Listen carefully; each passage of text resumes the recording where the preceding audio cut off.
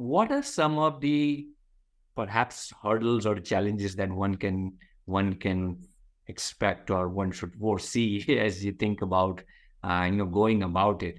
That's one part of it. And second is that how can you kind of overcome it?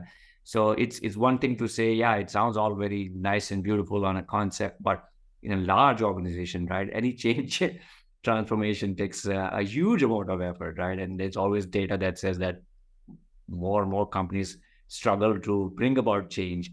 So anyway, I'd be curious to know, what can you share there? I know because it is very easy to talk about initiatives, but it is very difficult when it comes for the implementation and the sustenance, right? So from a reverse mentoring perspective, Nikhil, a couple of things what I would want to highlight. See, I see this initiative because it is very close to my heart. I see this initiative as something which drives a cultural change in the organization. Okay. So from that perspective, the openness in terms of driving that change and benefiting from the program is very, very important. And when I say openness, Nikhil, I'm not referring to leaders. I'm also referring to the younger talent. Both should kind of, understand, okay, that this is something we would want to run, because it's like it takes two to tango, right? And in this case, the involvement for the leaders as well as for the younger generation is equally important. So I would say that openness in terms of driving such initiative becomes very, very important.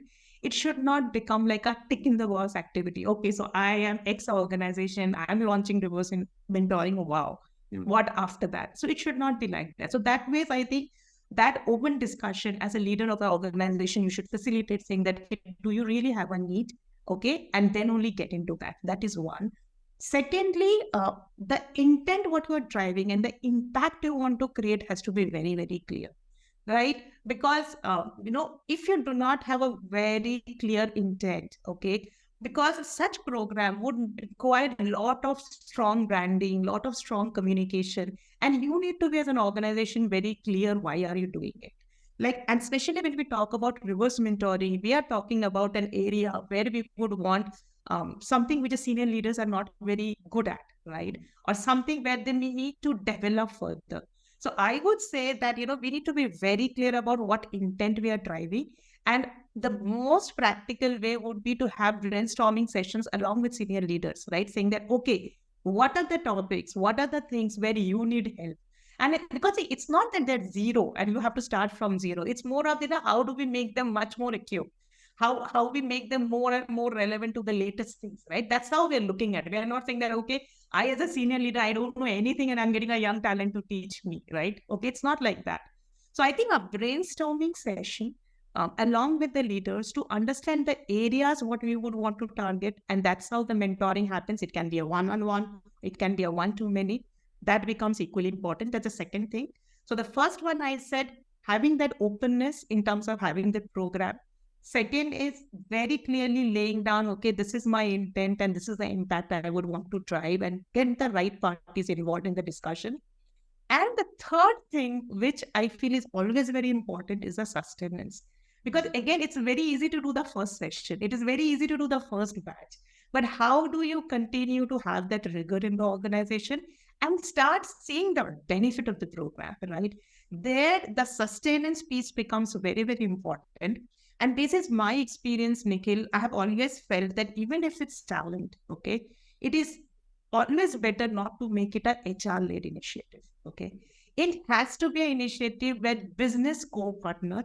And in such case of reverse mentoring, my suggestion would be you create a reverse mentoring champion and give that ownership to that young group, saying that, okay, as an organization, we are running this program and you become owner of that group. They feel empowered, they feel excited, and they help you run and sustain the program and do the right amount of branding, okay? So my suggestion would be that, if we can look at it in a very creative way rather than a traditional implementation of a program, it can give you a much better results. I hope I have answered your question. Yeah, no, I think you have some excellent points, and I particularly like that last point. And I was recently watching a video from Simon Sinek where he talks about that normal culture change You have a bell curve, right, where you have always the 10% who are on board, and you have your 10% who will are the laggards. The challenge of the organization is always to move the 75% in the middle from Yeah. who are on the fence, and therefore, can you make the 10 or the 15% the champions? And he talks about a story where we will actually take these people and let them be our ambassadors and let them kind of drive. So when they see their peers doing it, I think the shift in the middle starts happening.